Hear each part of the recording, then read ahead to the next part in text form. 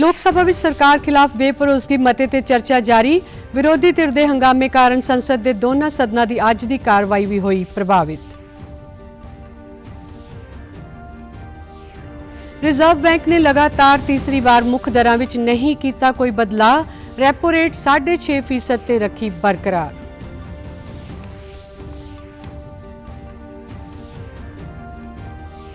ਅਤੇ ਚੰਡੀਗੜ੍ਹ ਨਗਰ ਨਿਗਮ ਨੇ ਕਿਫਾਇਤੀ ਕੀਮਤਾਂ ਤੇ ਟਿਕਾਊ ਉਤਪਾਦ ਮੁਹੱਈਆ ਕਰਾਉਣ ਦੇ ਮੰਤਵ ਨਾਲ ਸੈਕਟਰ 17 ਵਿੱਚ ਆਪਣੀ ਕਿਸਮ ਦਾ ਪਹਿਲਾ ਸਟੋਰ ਪ੍ਰਾਰੰਭ ਕੀਤਾ ਸ਼ੁਰੂ।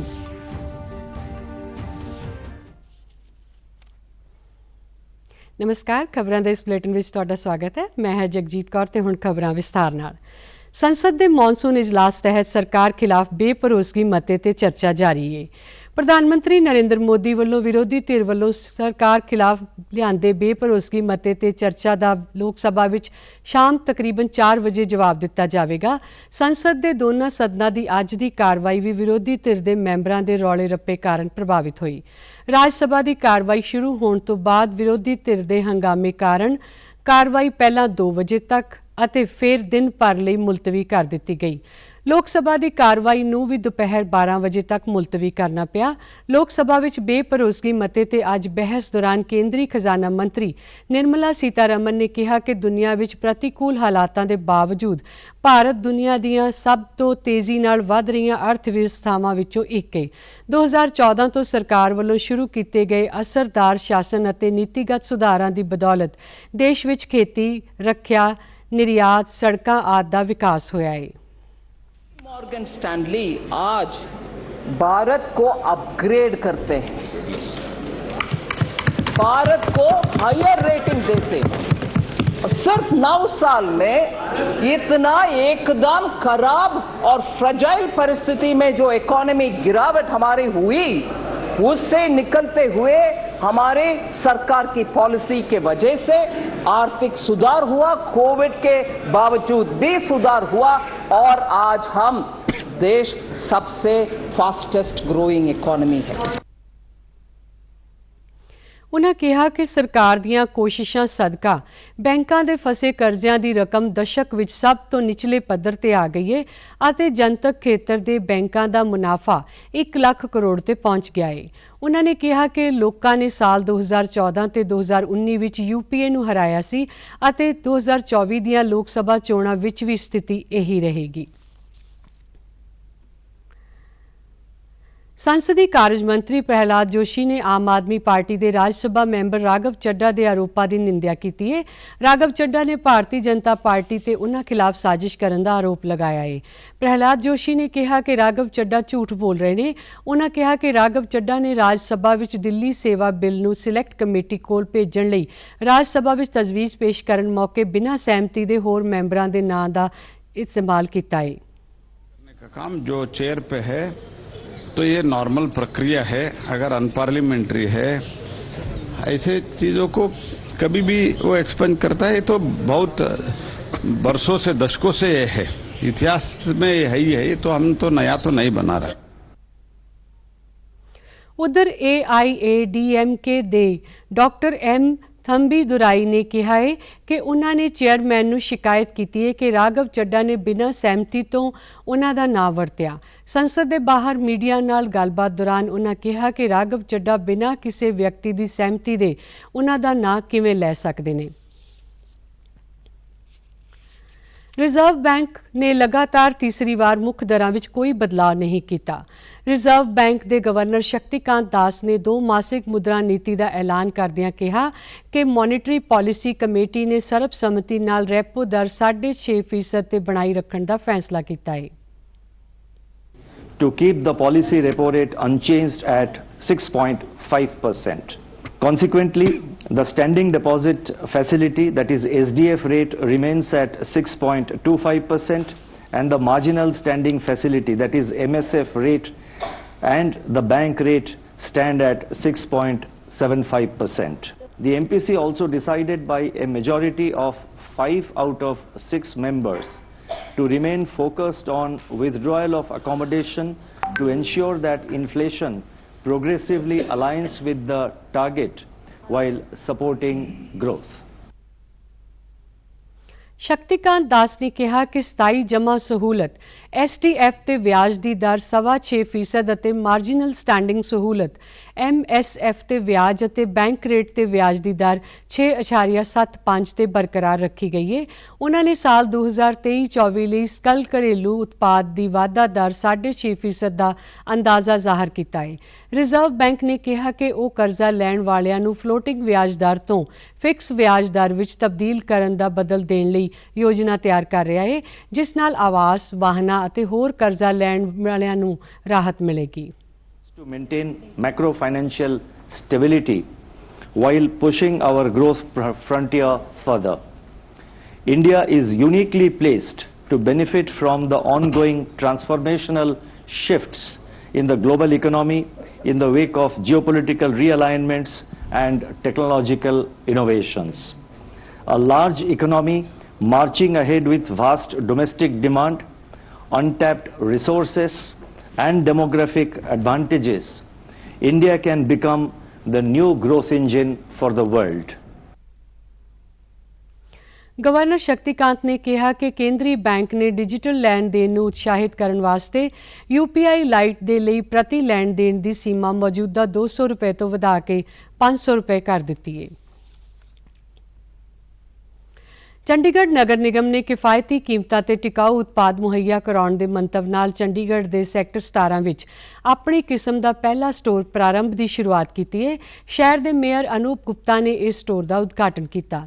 ਨਗਰ ਨਿਗਮ ਦੀ ਕਮਿਸ਼ਨਰ ਆਨੰਦਿਤਾ ਮਿੱਤਰਾ ਵੀ ਇਸ ਮੌਕੇ ਹਾਜ਼ਰ ਸਨ। ਇਸ ਸਟੋਰ ਵਿੱਚ ਸਵੈ ਸਹਾਇਤਾ ਸੰਗਠਨਾਂ, ਮਹਿਲਾਵਾਂ ਅਤੇ ਹੋਰਨਾਂ ਵੱਲੋਂ ਤਿਆਰ ਵਸਤਾਂ ਨੂੰ ਵੇਚਿਆ ਜਾਵੇਗਾ ਅਤੇ ਇਹ ਸਟੋਰ ਸਸਤੇ ਭਾਅ ਤੇ ਵਸਤਾਂ ਮੁਹੱਈਆ ਕਰਵਾ ਕੇ ਵਾਤਾਵਰਣ ਪ੍ਰਤੀ ਜਾਗਰੂਕਤਾ ਫੈਲਾਉਣ ਵਾਲੇ ਵਿਕਲਪਾਂ ਦੀ ਸਹੂਲਤ ਦੇਣ ਦਾ ਕੰਮ ਕਰੇਗਾ। ਸ਼ਹਿਰ ਦੇ ਮੇਅਰ ਅਨੂਪ ਗੁਪਤਾ ਨੇ ਇਸ ਮੌਕੇ ਕਿਹਾ ਕਿ ਪ੍ਰਾਰੰਭ ਸਟੋਰ ਸਮਾਜ ਨੂੰ ਵਾਤਾਵਰਣ ਪ੍ਰਤੀ ਚੇਤਨ ਵਿਕਲਪ ਬਣਾਉਣ ਅਤੇ ਸ਼ਹਿਰ ਦੇ ਹਰੇ ਭਰੇ ਭਵਿੱਖ ਵਿੱਚ ਯੋਗਦਾਨ ਦੇਣ ਲਈ ਉਤਸ਼ਾਹਿਤ ਕਰੇਗਾ। भी सेल्फ हेल्प ग्रुप हैं उनको हम एक दुकान दें ताकि वो जो गांव के अंदर अपना काम कर रहे हैं वो यहाँ दिखा सकें और लोग उनको देख सकें और ख़रीद सकें। ये साथ सेल्फ हेल्प ग्रुप का एक यूनिट है जिन्होंने अलग अलग फूलों से अगरबत्ती बनाते हैं, कपड़े के बैग बना रहे हैं और कोई बॉक्स बना रहा है, कोई कुछ है, तो ताकि उनको हमने एक दुकान दी है ताकि अपनी वो यहाँ पे अपना सामान रख सकें और लोग आएँ देखें और उनको ख़रीद सकें ताकि उनको उत्साह मिले और आगे आने वाले टाइम में और ज़्यादा काम करें। तो ये काफ़ी तरह के सेल्फ हेल्प ग्रुप ऑलरेडी हमारे साथ जुड़े हुए हैं और अपना अपना काम अपने गाँव से कर रहे हैं। और जैसे हमारे को भी कोई तीज लगता है, कुछ लगता है तो वहाँ पे वो स्टॉल लगाते हैं, लेकिन अब इन्होंने हमें इनको एक परमानेंट दुकान दी है। अगर ये और अच्छा रहा तो हम और दुकानें भी इनको देने में। ਨਗਰ ਨਿਗਮ ਦੀ ਕਮਿਸ਼ਨਰ ਆਨੰਦਿਤਾ ਮਿੱਤਰਾ ਨੇ ਕਿਹਾ ਕਿ ਇਸ ਸਟੋਰ ਰਾਹੀਂ ਜ਼ਿੰਮੇਦਾਰ ਉਪਭੋਗਤਾ ਅਤੇ ਵਾਤਾਵਰਣ ਸੰਭਾਲ ਸੱਭਿਆਚਾਰ ਬਣਾਉਣਾ ਨਗਰ ਨਿਗਮ ਦਾ ਮੰਤਵ ਹੈ। ਇਹ ਸਟੋਰ ਟਿਕਾਊ ਉਤਪਾਦਾਂ ਨੂੰ ਦਰਸਾਉਣ ਦੇ ਨਾਲ-ਨਾਲ ਇੱਕ ਵਿਦਿਅਕ ਪਲੇਟਫਾਰਮ ਵਜੋਂ ਵੀ ਕੰਮ ਕਰੇਗਾ। ਉਨ੍ਹਾਂ ਕਿਹਾ ਕਿ ਟਰਾਈ ਸਿਟੀ ਦਾ ਇਹ ਨਿਵੇਕਲਾ ਸਟੋਰ ਲੋਕਾਂ ਨੂੰ ਵਾਤਾਵਰਣ ਪ੍ਰਤੀ ਜਾਗਰੂਕ ਅਤੇ ਵਾਤਾਵਰਣ ਅਨੁਕੂਲ ਵਸਤਾਂ ਨੂੰ ਅਪਣਾਉਣ ਲਈ ਪ੍ਰੇਰਿਤ ਕਰੇਗਾ। ਨਗਰ ਨਿਗਮ ਪਲਾਸਟਿਕ ਦੇ ਸੰਕਟ ਨੂੰ ਦੂਰ ਕਰਨ ਲਈ ਵਚਨਬੱਧ ਹੈ, ਜਿਸ ਲਈ ਇਹ one stop shop for sustainable products Prarambh store ਦਾ ਆਰੰਭ ਕੀਤਾ ਗਿਆ ਹੈ। ਹਰਿਆਣਾ ਦੇ ਰਾਜਪਾਲ ਬੰਡਾਰੂ ਦੱਤਾਤਰੇయ ਨੇ ਕਰਨਾਲ ਕੌਮੀ ਡੇਅਰੀ ਖੋਜ ਸੰਸਥਾਨ NDRI ਦਾ ਕੱਲ੍ਹ ਦੌਰਾ ਕੀਤਾ। ਰਾਜਪਾਲ ਨੇ ਸੰਸਥਾਨ ਵੱਲੋਂ ਚਲਾਏ ਜਾ ਰਹੇ ਵੱਖ-ਵੱਖ ਖੋਜ ਕਾਰਜਾਂ ਬਾਰੇ ਜਾਣਕਾਰੀ ਹਾਸਲ ਕੀਤੀ ਅਤੇ ਇਸ ਮੌਕੇ ਬੋਲਦਿਆਂ ਕਿਹਾ ਕਿ NDRI ਵਿੱਚ ਹੋ ਰਹੇ ਖੋਜ ਕਾਰਜਾਂ ਦਾ ਲਾਭ ਜ਼ਮੀਨੀ ਪੱਧਰ ਤੇ ਪਹੁੰਚਣਾ ਚਾਹੀਦਾ ਹੈ ਤਾਂ ਜੋ ਦੇਸ਼ ਦੇ ਕਿਸਾਨ ਅਤੇ ਪਸ਼ੂ ਪਾਲਕ ਇਹਨਾਂ ਦਾ ਲਾਭ ਲੈ ਸਕਣ। ਰਾਜਪਾਲ ਨੇ ਕਿਹਾ ਕਿ NDRI ਵਿੱਚ ਦਿਹਾਤੀ ਖੇਤਰ ਨਾਲ ਜੁੜੇ ਕਾਰਜ ਦੇ ਉੱਤੇ ਉਹ ਬਹੁਤ ਖੁਸ਼ ਨੇ। ਭਾਰਤ ਦੀ ਵੱਡੀ ਆਬਾਦੀ ਪਿੰਡਾਂ ਵਿੱਚ ਰਹਿੰਦੀ ਹੈ, ਜਿਸ ਵਿੱਚ ਪਸ਼ੂ ਪਾਲਕ ਵੀ ਸ਼ਾਮਿਲ ਨੇ। ਉਨ੍ਹਾਂ ਕਿਹਾ ਕਿ ਅਜਿਹੇ ਖੋਜ ਸੰਸਥਾਨ ਤੋਂ ਦੇਸ਼ ਦੇ ਲੋਕਾਂ ਨੂੰ ਬਹੁਤ ਉਮੀਦਾਂ ਨੇ ਕਿਉਂਕਿ ਇੱਥੇ ਨਵੀਆਂ ਤਕਨੀਕਾਂ ਤੇ ਖੋਜ ਕਾਰਜ ਕੀਤੇ ਜਾ ਰਹੇ ਨੇ। ਰਾਜਪਾਲ ਨੇ ਗਿਰ ਅਤੇ ਸਹੀਵਾਲ ਗਾਵਾਂ ਦੇ ਸਵਦੇਸ਼ੀ ਗਊਆਂ ਦੇ ਝੁੰਡ ਨੂੰ ਵੀ ਦੇਖਿਆ ਅਤੇ ਮੋਲ ਡੇਅਰੀ ਪਲਾਂਟ ਦਾ ਦੌਰਾ ਕੀਤਾ। ਹਰਿਆਣਾ ਦੇ ਪਸ਼ੂ ਪਾਲਣ ਅਤੇ ਡੇਅਰੀ ਮੰਤਰੀ JP ਦਲਾਲ ਨੇ ਕਿਹਾ ਕਿ ਦੁੱਧ ਉਤਪਾਦਨ ਨੂੰ ਪ੍ਰਫੁੱਲਿਤ ਕਰਨ ਵਾਸਤੇ ਨਸਲ ਸੁਧਾਰ ਵਿੱਚ ਵਿਸ਼ੇਸ਼ ਧਿਆਨ ਦਿੱਤਾ ਜਾਵੇ। ਮੰਤਰੀ ਨੇ ਚੰਡੀਗੜ੍ਹ ਵਿੱਚ ਵਿਭਾਗ ਦੇ ਅਧਿਕਾਰੀਆਂ ਨਾਲ ਇੱਕ ਸਮੀਖਿਆ ਮੀਟਿੰਗ ਦੌਰਾਨ ਹੁਕਮ ਦਿੱਤੇ ਕਿ ਪਾਇਲਟ ਯੋਜਨਾ ਤਹਿਤ ਹਿਸਾਰ ਜ਼ਿਲ੍ਹੇ ਵਿੱਚ ਕੰਮ ਕੀਤਾ ਜਾਵੇ। ਉਸ ਤੋਂ ਬਾਅਦ ਗਊ ਸੇਵਾ ਕਮਿਸ਼ਨ ਦੇ ਸਹਿਯੋਗ ਨਾਲ ਸੂਬੇ ਦੀਆਂ ਸਾਰੀਆਂ ਗਊਸ਼ਾਲਾਵਾਂ ਦਾ ਨਿਰੀਖਣ ਕਰਕੇ ਸਿਹਤਮੰਦ ਗਾਵਾਂ ਦੀ ਪਹਿਚਾਣ ਕੀਤੀ ਜਾਵੇ। ਮੀਟਿੰਗ ਦੌਰਾਨ ਜਾਣਕਾਰੀ ਸਾਂਝੀ ਕੀਤੀ ਗਈ ਕਿ ਸਾਲ 2019 ਦੀ ਪਸ਼ੂਆਂ ਦੀ ਗਿਣਤੀ ਮੁਤਾਬਿਕ ਸੂਬੇ ਵਿੱਚ ਪਸ਼ੂਆਂ ਦੀ ਗਿਣਤੀ ਤਕਰੀਬਨ 62 ਲੱਖ ਤੋਂ ਵੱਧ ਸੀ। ਮੁर्रा ਮੱਝ ਦੀ ਦੁੱਧ ਦੀ ਪੈਦਾਵਾਰ 10.91 ਲੀਟਰ ਪ੍ਰਤੀ ਦਿਨ ਹੈ, ਜਦਕਿ ਸਹੀਵਾਲ ਗਾਂ 8 ਲੀਟਰ ਅਤੇ ਹਰਿਆਣਾ ਨਸਲ ਦੀ ਗਾਂ 4 ਤੋਂ 6 ਲੀਟਰ ਹਰ ਦਿਨ ਦੁੱਧ ਦਿੰਦੀ ਹੈ। ਮੰਤਰੀ ਨੇ ਕਿਹਾ ਕਿ ਸੂਬੇ ਵਿੱਚ ਦੁੱਧ ਉਤਪਾਦਨ ਨੂੰ ਵਧਾਉਣ ਵਾਸਤੇ ਮੁर्रा ਮੱਝ ਦੇ ਨਾਲ-ਨਾਲ ਗਾਂ ਦੇ ਵੀ ਚੰਗੇ ਨਸਲ ਦੇ ਕਟਾਰੂਆਂ ਨੂੰ ਪੈਦਾ ਕਰਨ ਦੇ ਟੀਚੇ ਨੂੰ ਮਿਸ਼ਨ ਮੋਡ ਦੇ ਰੂਪ ਵਿੱਚ ਲੈ ਕੇ ਕੰਮ ਕਰਨਾ ਹੋਵੇਗਾ। ਉਨ੍ਹਾਂ ਕਿਹਾ ਕਿ ਵਿਭਾਗ ਵੱਲੋਂ ਚਲਾਈਆਂ ਜਾ ਰਹੀਆਂ ਸਕੀਮਾਂ ਅਤੇ ਗਾਵਾਂ ਤੇ ਮੱਝਾਂ ਦੇ ਟੀਕੇਕਰਨ ਦੀ ਜਾਣਕਾਰੀ ਵੀ ਕਿਸਾਨਾਂ ਨੂੰ ਮੁਹੱਈਆ ਕਰਵਾਈ ਜਾਵੇ। ਪੰਜਾਬ ਦੇ ਸਿਹਤ ਤੇ ਪਰਿਵਾਰ ਭਲਾਈ ਮੰਤਰੀ ਡਾਕਟਰ ਬਲਬੀਰ ਸਿੰਘ ਨੇ ਦੱਸਿਆ ਕਿ ਸੂਬਾ ਸਰਕਾਰ 40 ਸਰਕਾਰੀ ਹਸਪਤਾਲਾਂ ਦਾ ਨਵੀਨੀਕਰਨ ਕਰੇਗੀ, ਜਿਨ੍ਹਾਂ ਵਿੱਚ 19 ਜ਼ਿਲ੍ਹਾ ਹਸਪਤਾਲ, 6 ਸਬ ਡਿਵੀਜ਼ਨ ਹਸਪਤਾਲ ਅਤੇ 15 ਕਮਿਊਨਿਟੀ ਹੈਲਥ ਸੈਂਟਰ ਸ਼ਾਮਿਲ ਨੇ। ਪੰਜਾਬ ਭਵਨ ਵਿੱਚ Punjab health system corporation, architect ਵਿਭਾਗ, ਲੋਕ ਨਿਰਮਾਣ ਵਿਭਾਗ, ਪੰਜਾਬ ਮੰਡੀ ਬੋਰਡ, ਪੁੱਡਾ ਸਮੇਤ ਸਾਰੀਆਂ ਕਾਰਜਕਾਰੀ ਏਜੰਸੀਆਂ ਦੇ ਅਧਿਕਾਰੀਆਂ ਨਾਲ ਮੀਟਿੰਗ ਦੀ ਪ੍ਰਧਾਨਗੀ ਕਰਦਿਆਂ ਕੈਬਨਿਟ ਮੰਤਰੀ ਨੇ ਇਹ ਜਾਣਕਾਰੀ ਦਿੱਤੀ। ਡਾਕਟਰ ਬਲਬੀਰ ਸਿੰਘ ਨੇ ਕਿਹਾ ਕਿ ਇਸ ਕੰਮ ਨੂੰ ਨੇਪਰੇ ਚਾੜਨ ਲਈ ਸਾਰੀਆਂ ਤਿਆਰੀਆਂ ਮੁਕੰਮਲ ਕਰ ਲਈਆਂ ਗਈਆਂ ਨੇ। ਉਨ੍ਹਾਂ ਕਿਹਾ ਕਿ ਹਸਪਤਾਲਾਂ ਨੂੰ ਅਪਗ੍ਰੇਡ ਕਰਨ ਤੋਂ ਇਲਾਵਾ ਸੂਬੇ ਦੇ ਸਾਰੇ ਸਰਕਾਰੀ ਹਸਪਤਾਲਾਂ ਵਿੱਚ ਜ਼ਰੂਰਤ ਅਨੁਸਾਰ ਨਵੀਆਂ ਇਮਾਰਤਾਂ ਦਾ ਨਿਰਮਾਣ ਅਤੇ ਡਾਕਟਰਾਂ ਦੇ ਨਾਲ-ਨਾਲ ਹੋਰ ਸਟਾਫ ਦੀ ਲੋੜੀਂਦੀ ਗਿਣਤੀ ਵੀ ਯਕੀਨੀ ਬਣਾਈ ਜਾਵੇਗੀ। ਉਨ੍ਹਾਂ ਕਿਹਾ ਕਿ ਸਾਰੇ ਹਸਪਤਾਲਾਂ ਦੀਆਂ ਅਪਗ੍ਰੇਡ ਕੀਤੀਆਂ ਇਮਾਰਤਾਂ ਨੂੰ ਅਤੀ ਆਧੁਨਿਕ ਸਹੂਲਤਾਂ ਅਤੇ ਉਪਕਰਣਾਂ ਨਾਲ ਲੈਸ ਕੀਤਾ ਜਾਵੇਗਾ ਤਾਂ ਜੋ ਸੂਬੇ ਦੇ ਲੋਕ ਸਰਕਾਰੀ ਹਸਪਤਾਲਾਂ ਵਿੱਚ ਮਿਆਰੀ ਸਿਹਤ ਸਹੂਲਤਾਂ ਲੈ ਸਕਣ।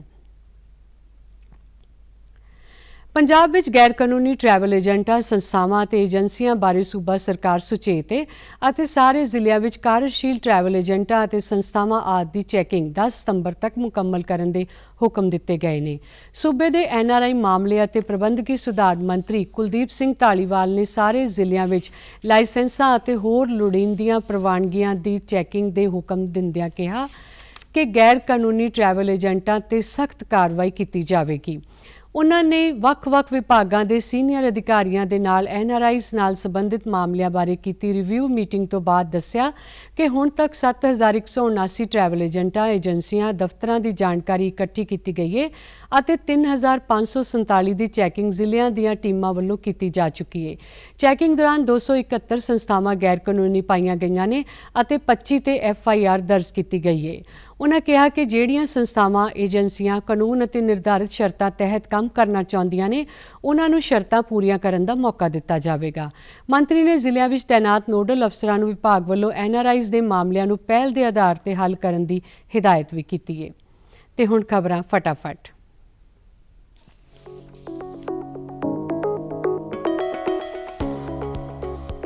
ਕੇਂਦਰੀ ਮੰਤਰੀ ਨੇ ਕਿਹਾ ਕਿ ਡਿਜੀਟਲ ਵਿਅਕਤੀਗਤ ਡਾਟਾ ਸੁਰੱਖਿਆ ਬਿੱਲ ਰਾਹੀਂ ਹਰ ਨਾਗਰਿਕ ਦਾ ਨਿੱਜੀ ਡਾਟਾ ਡਿਜੀਟਲ ਡੋਮੇਨ ਵਿੱਚ ਕੀਤਾ ਜਾਵੇਗਾ ਸੁਰੱਖਿਅਤ।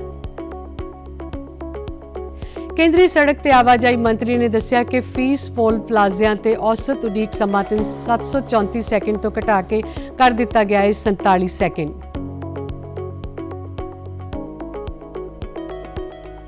ਸ਼ੇਰਾਂ ਦੀ ਸਾਂਭ ਸੰਭਾਲ ਅਤੇ ਸੁਰੱਖਿਆ ਬਾਰੇ ਜਾਗਰੂਕਤਾ ਵਧਾਉਣ ਲਈ ਦੁਨੀਆ ਭਰ ਵਿੱਚ ਅੱਜ ਦਾ ਦਿਨ ਮਨਾਇਆ ਜਾ ਰਿਹਾ ਹੈ ਵਿਸ਼ਵ ਸ਼ੇਰ ਦਿਵਸ ਦੇ ਰੂਪ ਵਿੱਚ। ਮੌਸਮ ਵਿਭਾਗ ਨੇ ਅਗਲੇ 24 ਘੰਟਿਆਂ ਦੌਰਾਨ ਚੰਡੀਗੜ੍ਹ, ਪੰਜਾਬ ਅਤੇ ਹਰਿਆਣਾ ਵਿੱਚ ਵਰਖਾ ਦੀ ਜਤਾਈ ਸੰਭਾਵਨਾ। ਤੁਸੀਂ ਸਾਡੇ ਸਮਾਚਾਰ YouTube channel DD news Chandigarh, Facebook DD news Chandigarh ਅਤੇ Twitter handle DD news CST ਤੇ ਵੀ ਦੇਖ ਸਕਦੇ ਹੋ। ਤੇ ਇਸੇ ਦੇ ਨਾਲ ਖਬਰਾਂ ਦਾ ਬੁਲੇਟਿਨ ਖਤਮ ਹੁੰਦਾ। ਆਗਿਆ ਦਿਓ। ਨਮਸਕਾਰ।